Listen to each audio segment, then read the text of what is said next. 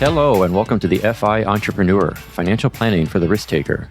This podcast will show you how to achieve FI through entrepreneurial pursuits by developing a well-calibrated and thought-out plan for risk management so that you can maximize the rewards.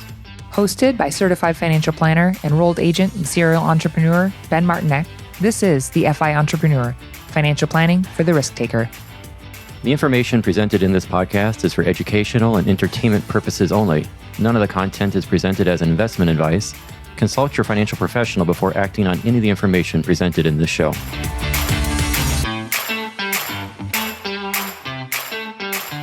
Hello, everyone. Welcome to the FI Entrepreneur, Financial Planning for the Risk Taker. It's great to have you here today. We're going to be talking about a really important lesson.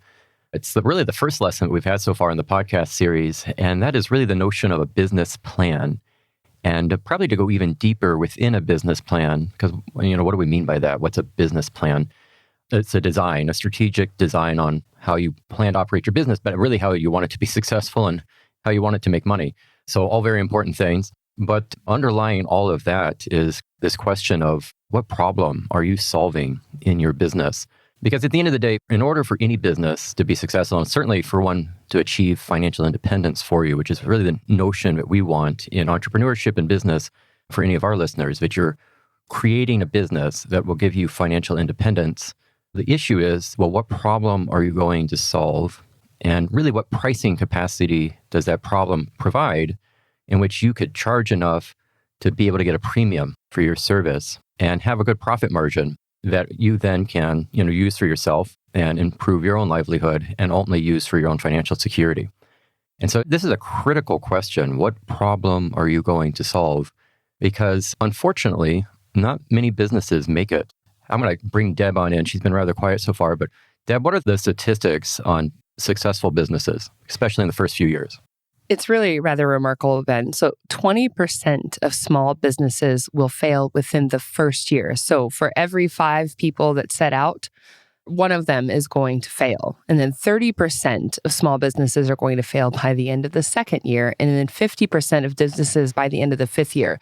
So you're investing your time, your energy, your creativity into a business, but for as lengthy as many as 5 years, and you still stand a 50% chance of failure.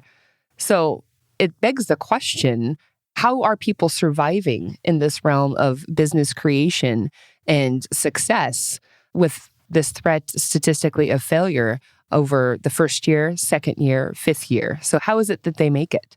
These questions are the first part of putting together a business plan and can help you make the difference between success and failure.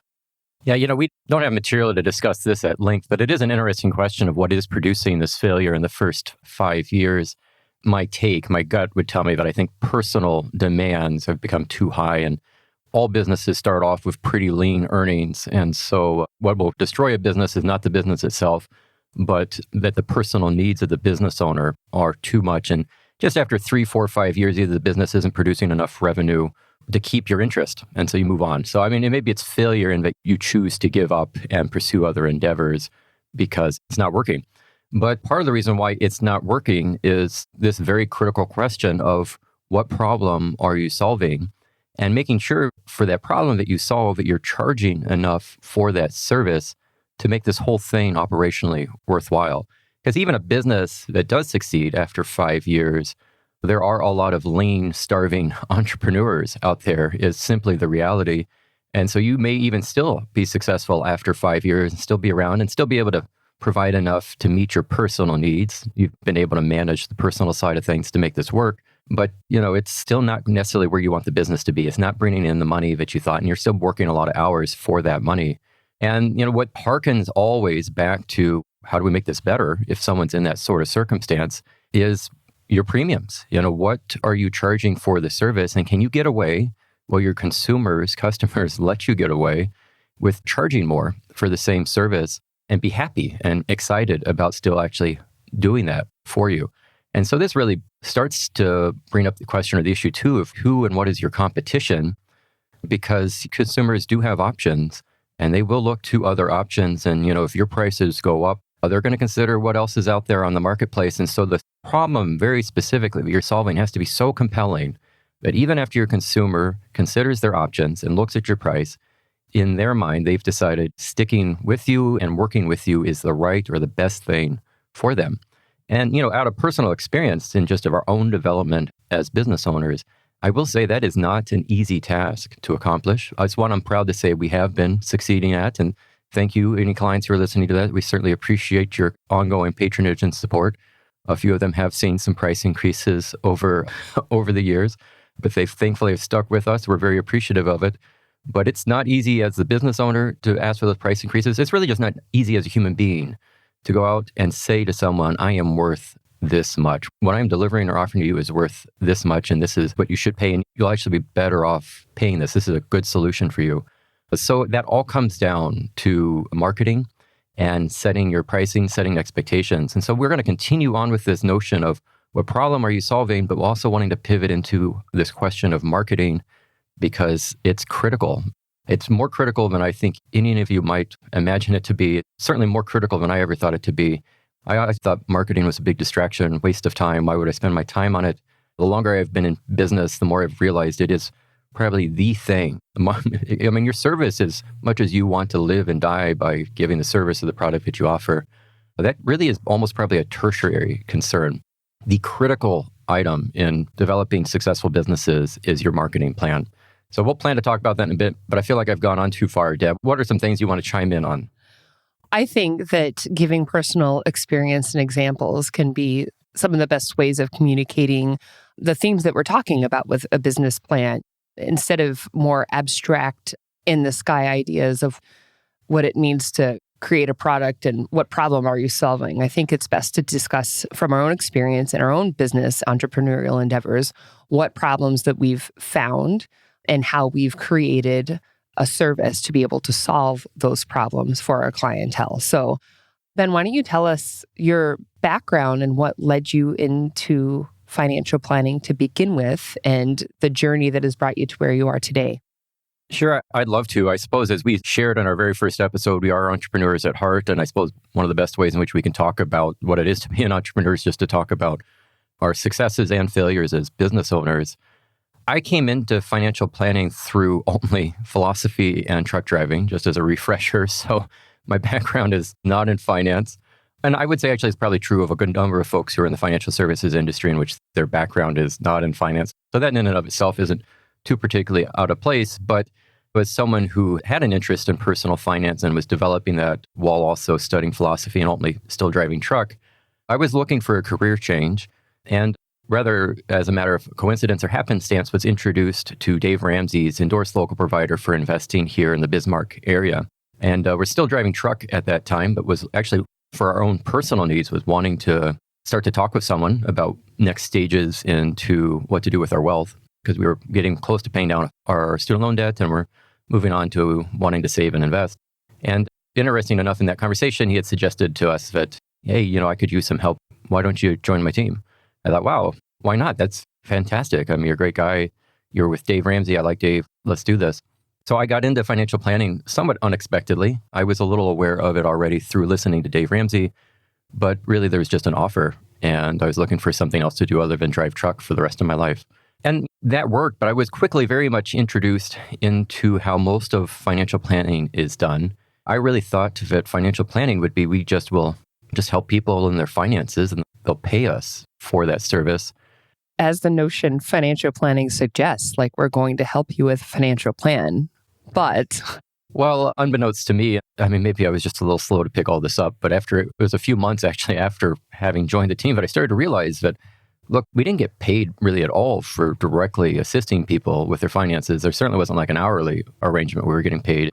We were salespeople. We got paid for closing products, primarily life insurance, whatever variety that was being offered and pitched to us by the company and what they wanted to see. And just like with any sales role, we had certain quotas. People were hoping that we would meet. And then if did meet quotas or sold a certain product, there were other sales incentives associated with it. So very quickly, this wildly different influence on what I was deciding to do on a day-to-day basis. And a lot of it was geared towards making sales and not as much actually geared towards becoming a better financial advisor or figuring out how to be of help with somebody. And really, at the end of the day, if someone was coming through the door and they weren't a good fit for the product, then I just naturally would not have as much interest in them because there wasn't going to be a sale there. And if I was going to get paid, I needed to get on to the next sale. So the short of it all is I wasn't particularly infatuated with that business model and just thought there was a lot of conflict of interest. And it was really taking me away from what I thought I really wanted to be doing, which was just working through the nuts and bolts of a person's financial situation and figuring out what they ought to do and giving them guidance or advice on what that would do. Maybe buying a life insurance policy would make sense for them. Maybe one didn't. I didn't want that to have to happen in order for me to get compensated. I wanted to just be able to tell them what was a smart move with their money. So that's what ultimately really led to Bonafide. I wanted to do this business differently. So, the problem there, maybe to bring this back to the concept or the theme of today's podcast, what was the problem? I suppose it was really more my problem initially. I don't know, truthfully, if there's many consumers, even now, who are aware of the differences in which a financial advisor might work or be motivated. I don't know if they even see this as a problem. I certainly saw it personally as a problem. I didn't want to conduct a business in which the only time I got paid is if I closed a sale directly in an insurance or an investment product. But as it was too, we would be coming into clients who, they wanted help in their finances. They wanted to get certain questions answered or resolved. And if we were being honest, we would work through the situation and find out that there wasn't anything that they particularly needed. And there was one instance that comes really clearly to mind. We spent several hours working with a state employee. And the short of it is they didn't need any product or sales. Everything on their financial plan was just fine. But we spent quite a bit of time, had a few meetings with them. And as things wrapped up, they kind of expected. They're like, well, gosh, you guys have been great. Thank you for all the good work you've done. Really appreciate your time. How much do we owe you? And we were like, well, just tell everyone how great we are. That was our business angle. I mean, you don't owe us anything. And I think they were like, what? How are you guys making a living? It was really was at the forefront of their mind, I'm sure. And I just thought, there's got to be a better way in which I can just work with somebody directly in this regard and not necessarily have to close a sale in order to be paid. And that's what really started to lead me into what's called the fee-only financial planning space. So I don't want to belabor this point and talk too much about our own business endeavor here, but it was really wanting to offer a new solution, new way of delivering this business was at least the problem that I was wanting to solve. Now, one of the things I am learning over time is we do have to queue your business activities up with problems that other clients have. And the truth is consumers may or may not have a problem of whether or not they work with a fee-only advisor. So in starting this business, we haven't, maybe to our point, haven't always seen the most success because the consumers themselves may not really care, quite frankly. I did care, and at least thankfully, we went down this business pathway to solve that problem for me. So being disillusioned with the approach that was afforded Ben in this previous company, he decided to study for the Certified Financial Planner exam and be able to work through that material so that we could eventually begin our own business. So Ben wouldn't have to answer to the higher ups or the reps in the company that said, why haven't your product sales been as high? Still have to report to compliance, but we can do it in our own way. And so it took a while for Ben to study through the material and work through the preparation for the exams. And so he continued his truck driving endeavor, actually. Found a local truck driving job that only needed him to work 3 days a week. And in the off days, he used that opportunity to study the CFP exam material. And 1 second, Deb, I do have to interject there. So they let me get by with only working 3 days a week. They certainly would have loved if I had worked more at the truck company, but I came into that local truck driving job at the height of the oil boom here in North Dakota, and they were being overrun, this company, with freight and demand. And actually, all of it needed to go up into the oil patch, but none of the other drivers on the team had any interest in dealing with that. And, good or bad, I said, I'll do it. This is the beginning of seeing a problem and finding a solution, an entrepreneurial endeavor with driving truck. Yes. Thankfully, these were local routes. I was coming back home, going out and coming back in the same day, so they weren't overnights. But holy cow, we could spend an entire episode just talking about the early months of picking up that job and the stress. I am a grown man. I will proudly say I often do not cry, but that job would bring me to tears. It was so crazy stressful. But the perk to all of this is that no one else wanted to do that route. And after I became acquainted with it and rather good at it, they had limited options. This really harkens back to our theme today. They had limited options as to getting anybody to run that route. And I said, I'll continue to do this, but it's going to be on my timetable because I want to do this other business and get this other activity off the ground. I don't plan to stay here. And so you're going to have to only let me work 3 days a week and be okay with it. And initially they were like, we're not sure about this. But I said, look, it's either this way or I'm leaving. They said, okay, we'll do it. So yes, I was able to arrange a job where I only worked 3 days a week. They were long days and hard days in themselves, but that gave me the freedom then to work on the side and push this business ahead while still being able to provide, a living for my family. It was a really unique opportunity. It was definitely hard work, and he would come home dog tired, but he had his off days to be able to study the CFP exam material. And while he was driving truck, because it was 4 hours one way to his first destination, he would just load up his phone with podcasts about business and finance. And so he spent hours and hours and hours for 2+ years just listening to podcasts as he was working through the material. He started driving truck in October of 13 and then took the exam in the summer of 15, and actually continued on driving truck for a longer period of time after that until we got to the point where there was sustainability in the income generated from the businesses. But it was a great opportunity to be out on the open road in some sense and continue his own formation and what he wanted his business to look like. And so Bonafide financial planning business was born the summer of 2015 after he had passed the certified financial planner examination. Just to move on, I suppose, from our story, we ultimately started another tax business. I think there's been iterations within our businesses as time has gone along where we've become more niche, as the term is described, in terms of the clientele we're servicing. Somewhat randomly, a few years ago, came into a gentleman, a professional acquaintance, was working pretty heavily with amongst student loan borrowers and was looking for a tax preparer who could handle or assist completing tax filings in a way that it made sense for the student loan borrower. A lot of times meaning that they needed to file separately. So, the gentleman was saying, I just can't find anybody. And so here's this problem, right? This fella's saying, I've got a large number of people who are looking for this service. They can't find anyone to do it. And it turns out, somewhat randomly, I actually had developed the skill set to be rather good actually in this way, in both in my tax and accounting background, but I had started to develop and then also my own experience or understanding study in student loans. So we started a business, the short of it, dedicated to working for student loan borrowers and completing their tax filings in a way that it made the most sense for their student loans.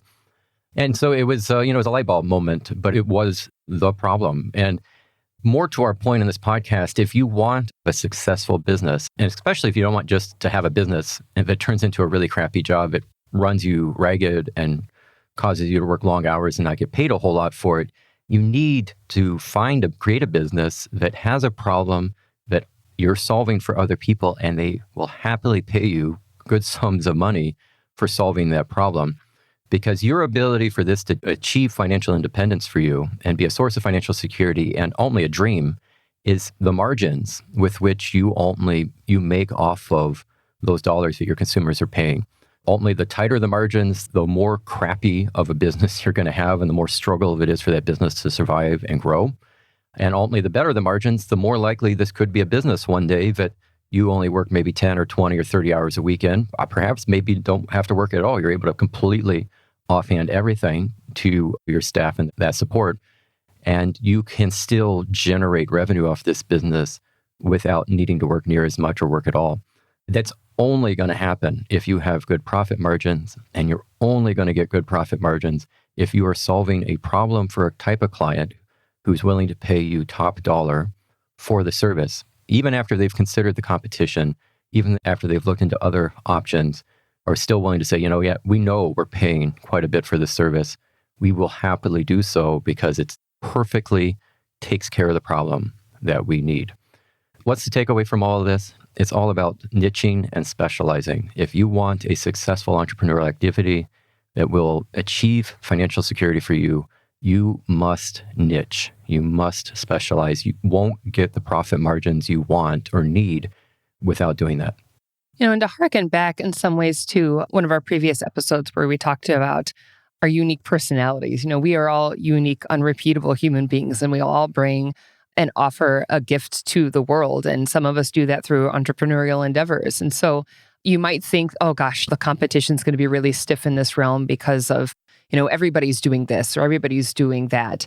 And it's easy to feel very narrow in your scope because you've spent the time in studying and becoming an expert in whatever field or area that you're working from, but you have a unique proposition to propose to the world and your solution to whatever the problem is that many people are facing, and many people have solutions to that problem, but yours is unique from another person's. Yeah, maybe you're not going to get every client or consumer or customer that is facing that problem, but you're going to get the ones that find your solution the most attractive, the most settling, the easiest to be able to acquire. And so it's an opportunity for you to not compare what you're doing to others and see it as such a fierce competition, but to really carve out what is unique about how I'm approaching this problem with my solution. And that's what's going to attract people to your base. Yeah, but attract and pay the price for the services. You might be like, okay, well, this is great, Ben and Deb. You have been telling me that I need to find a problem and I need to be a standalone solution in that problem, and I need to deliver that solution in such a way that I can charge top dollar for it and people will happily pay us maybe for that service. You might say, well, how do you find that problem? How do you do this? I mean, how do you know that the problem is the problem and this is the right one? I mean, as much as niching is the solution, and it is, if you want to have a successful business that survives 5 years and not in the 5th year isn't just barely getting by, but is, you're getting fat, let's say. You're not a starving entrepreneur, but you're one who's being well paid. You need these good profit margins. So what problem? As much as niching is the solution, that's only kicked the can down the road a little bit, because now we have to say, well, what do we niche into? We still have a problem of figuring that out. This is legitimately, it's just a challenge. The reality is it's not easy to know what to niche into, and there is a risk, there is a gamble in niching, because you could ultimately choose to go down this pathway and either find out you were wrong, that the clientele aren't willing to pay the premiums that you want to charge, or the market isn't there like you thought it was going to be, or the market goes away. Business is certainly very guilty to ebbs and flows, and what was a problem is no longer a problem. Another solution has come by. You get new competition. So niching is, as much as it is a solution, it's a challenge and it's a gamble and it's a risk. And, as you start out into business, you may not know your own business activity well enough to know what to niche into. So as much as I want to say, look, niche, like that is, you need to come into a business with a plan to be seeking a very specific consumer and offering a solution to them. You may have to start off in a more general capacity, because the other thing that is into play here is you don't really learn how to run and be in business until you are in business. And what seems like a great idea at the outset may turn into a crappy idea later on. But you do have to season yourself as a business owner. And so I think we have to always have an end goal of niching and specializing. You won't be successful until you do that. But I think it's also fine when you first start out, whatever problem you're seeking to solve, to maybe not niche and to just simply get into business and start to learn the ins and outs of being a business owner, become experienced, become seasoned in that regard. But you can't stay there. If you stay there, you will struggle to survive, and you'll be one of these other statistics. You have to eventually start to move into a niche and have an eye to doing that. And through that process, you want this to happen like right now, right? We're so impatient, especially in this day of instant gratification for everything. We're very impatient, but starting down the path is part of the process. Like, you can't be who you are today if certain things didn't happen 5 years ago, let's say. And Ben, when he started down this path of opening his own financial planning business, did not have tax interest or expertise at that point in time. He was not yet a certified student loan professional. He didn't have that experience. And so, he started cutting his teeth in the business with just learning how to be a business owner and trying to find, honestly, early on, a lot of our clientele were just kind of like warm bodies. We needed something, okay, we're going to help and we're going to provide a financial plan for you. But as we continue to process and move on and go further along in our business, again, that scope becomes a little more narrow, and that's where we're able to find our niche, So like 6+ years into the business, and now we've really carved out quite a niche for ourselves and a name for ourselves, especially in the student loan space. But we wouldn't be here if we didn't start just by beginning. Sometimes the hardest step to take is the first step, but then you continue progressing forward with imperfect action until you find out, oh, this really is, like, I have this ridiculously unique skill set that I didn't realize was so unique just to me. And now I realize that this is what I can offer to people through my product or my service, and I can charge a premium for it because I am very good at solving a very specific problem for these people. Yeah, I mean, to really reiterate that point, here I'm telling you at the very beginning of the podcast, you need to come out with a very specific problem that you're going to solve, and that should be part of your business plan, and you have to do this right away. And, the reality is we didn't do that at all. And it wasn't until a few years later that we started to niche more specifically. But it was, it just in this process of being in financial advising. It was at a conference I was going to again that I ran into somebody. Everything that came into our second business was random. It was not planned. It came together, quite frankly. I wasn't necessarily setting out as a financial advisor to go further into student loans, but I had clients who needed student loan help. And so I would study into that and started to become more aware of the different repayment plans that were available. And as Deb had just made mention, I didn't necessarily start out with the idea of I would be doing more tax work. But as I was in financial planning, I came aware of it like, gosh, a lot of financial planning really is just tax planning. And, I should just go deeper in taxes because probably 80% of what I do anyhow is already tax related. Might as well start to learn how to complete tax filings and learn the ins and outs of W-2s and pay stubs and the like. That's more typically accountant work. So I took a job on the side to start learning more with that, never with an intention of actually staying in the tax field or business. This was just to deepen my abilities to be a better financial advisor, financial planner. But lo and behold, just through a conference that I was attending as a financial planner, as a financial advisor, I wasn't coming there to a tax conference, but it was at a financial planning conference that I stumble and meet into somebody who has a very specific problem that needs assistance in. And I unintentionally have developed an expertise in two key areas that is consistently still today missing amongst tax professionals. So I didn't set out with this plan. Like this wasn't my plan perfectly executed. Quite frankly, we were really just bumbling along trying to make things work for years, but still looking for how am I going to niche? How am I going to specialize? And then, stumbling into it and having that light bulb moment go off and go, oh my gosh, this is the thing that we've been looking for. This is the thing that I could specialize in. I'm already specialized in this. I should just jump at this. There's a gentleman here who could feed me his newsletter market base and direct it my way to serve this need. I need to do this. I need to create this second business and specialize in this way. And quite honestly, as the second business has exploded on us and it's taken off, it's outpacing the financial planning business by a pretty good margin. I don't know if it'll always stay that way, but we'll spare the details of our own future income projections. But there's no question. I mean, the tax business is just hugely working well because of the fact that we're working in a niche that's a very specialized solution to a very particular type of problem. An accidental happenstance. It was so funny. So this happened in the fall of 19 that Ben had gone to this conference and had this encounter, and he came back and everything was such a whirlwind. He's just like, hey, so I ran into so-and-so and he suggested that I do this and I think it's a really good idea. And so I'm going to do it.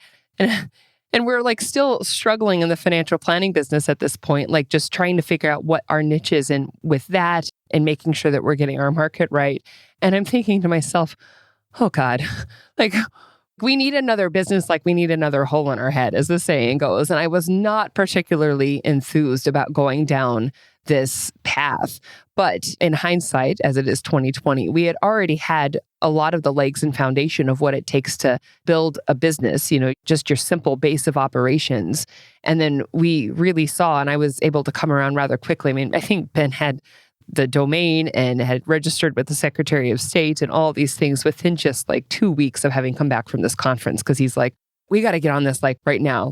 I think there was an overestimation of what competition there might be in some sense that he wanted to just land it. But it's been a wild ride. And I'm so grateful that we had the difficulty and the challenges of cutting our teeth with the financial planning business to make this one a lot easier to be able to just okay, I know what the basics are. And now we're just creating our unique path for that and being able to kind of piggyback on some of the marketing communication that this other professional had and use that as a springboard for really getting onto the national scene when it comes to student loans and taxes.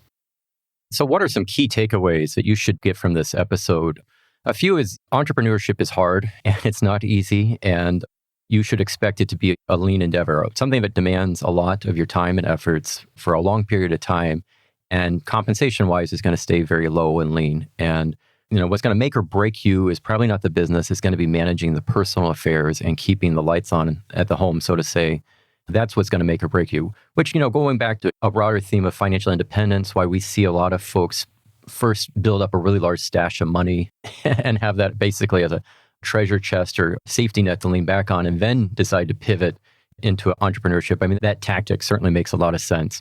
Because again, many times what kills a business is the personal demands just not getting met. And, you eventually just weary of it because it's not easy.